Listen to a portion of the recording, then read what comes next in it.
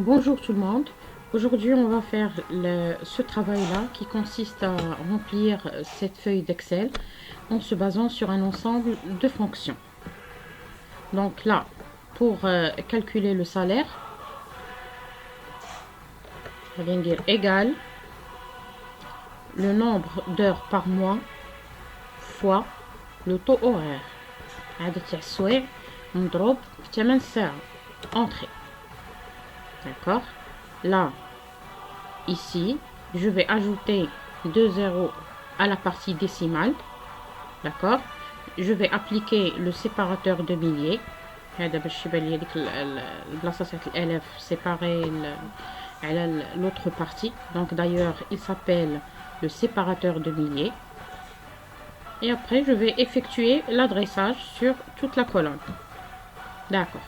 Donc là, pour calculer l'ancienneté, dans une cellule en dehors du tableau, je vais insérer la fonction aujourd'hui qui renvoie la date du système. Ok. La voilà. Donc, la date d'aujourd'hui, c'est le 28/3/2020. Pour calculer l'ancienneté, je commence par égal. J'ouvre la parenthèse. Je clique sur la date d'aujourd'hui et je la fixe par F4. F4, c'est une touche de fonction. Le clavier ديالكم F4. D'accord. باش هي ما تبقاش كتحول من ندير l'adressage, هي تبقى fixe في بلاصتها باش لي calculs ديالي يكونوا correct. Après, كندير moins la date d'embauche. Je ferme la parenthèse et je mets divisé par 365.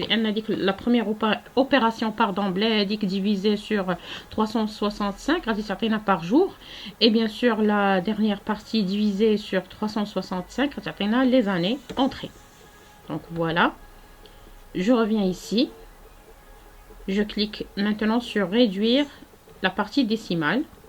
Réduire de chiffres la partie décimale et j'effectue mon adressage.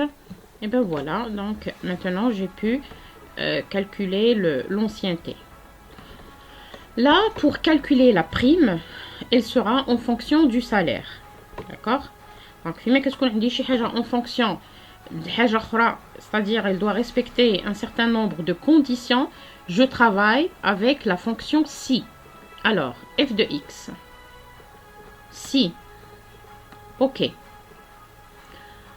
Donc,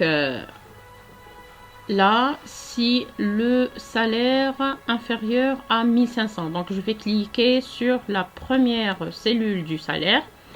Je vais mettre inférieur à 1500. Donc, la prime, elle sera 200. Donc là, je clique. Valeur s'il faut, c'est le contraire de ce test logique, c'est-à-dire le contenu de la cellule E2 est supérieur ou égal à 1500.